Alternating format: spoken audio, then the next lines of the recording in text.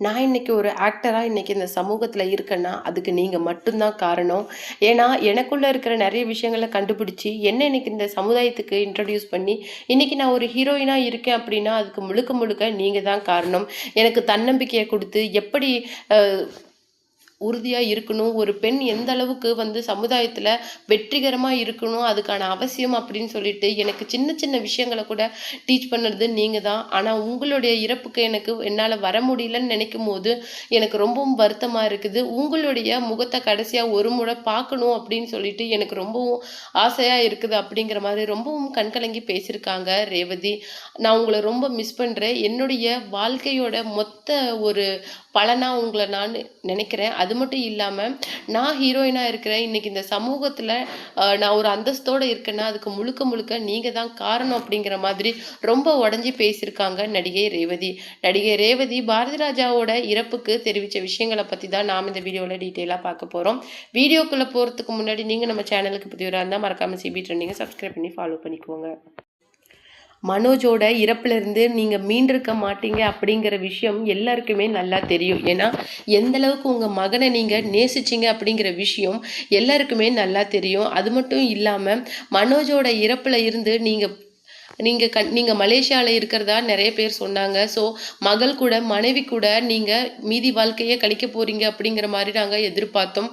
ஆனால் இப்படி ஹாஸ்பிட்டல்ல தனிமையில வலியோட நீங்க இருந்திருக்கீங்கங்கிற விஷயத்த கேட்கும்போது, ஒரு அனாதை மாரி 6 மாத காலத்துல தனிமையோட எந்த பில்ஸும் எடுத்துக்காம, எந்த கேரும் வேணாம் அப்படின்னு சொல்லிட்டு இருந்திருக்கீங்க அப்படிங்கிற நினைச்சா எங்களுக்கு ரொம்பவும் கஷ்டமா இருக்கு. அது மட்டும் கிடையாது.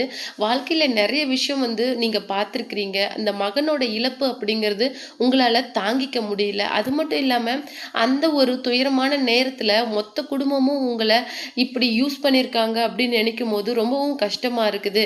கடைசி காலத்துல மனைவியோ, மகளோ, பேர குழந்தைங்களோ ஆதரவா பக்கத்துல இருக்கிறது அப்படிங்கிறது எந்த அளவுக்கு முக்கியம் அப்படிங்கிறது எல்லாருக்குமே தெரியும். ஆனா உங்களுக்கு அந்த குடுப்பன அப்படிங்கிறது இல்லாம போயிடுச்சு அப்படின்னு நினைக்கும்போது எனக்கு கவலையா இருக்குது.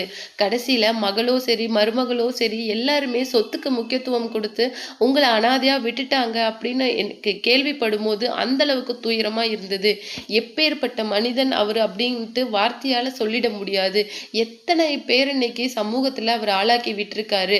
எப்பவுமே பாரதி ராஜா ஒரு புது படத்துக்கு பழைய முகங்களை தேட மாட்டாரு. ஒரு புது படத்துக்கு புது முகங்களை தேடுவாரு. அவருடைய கதை மேல அவருக்கு அளப்பரிய நம்பிக்கை அப்படிங்கிறது எப்பவுமே இருக்கும். மண் வாசனை படத்துல நான் அறிமுகமாகும் போது நான் ஒரு புதுமுகம்தான். என் மேல அவர் அளவுக்கு அதிகமான நம்பிக்கைகளை வச்சிருந்தாரு.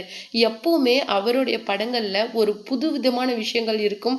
அதுக்கு புதுமுகங்களை தான் அவர் எப்பவுமே தேர்வு செய்யறத ஒரு ஸ்டைலாவே வச்சிருந்தாரு. இந்த மாதிரி பாரதி ராஜா அப்படிங்கிற ஒரு பெரிய சகாப்தம் முடிஞ்சது அப்படின்னு நினைக்கும் போது எனக்கு மிகவும் கவலையா இருக்குது. அதை விட முக்கியமான விஷயம், உங்ககிட்ட இருந்து நாங்க கத்துக்கிட்ட விஷயம் அப்படிங்கிறது கடல் அளவுக்கு இருக்கு.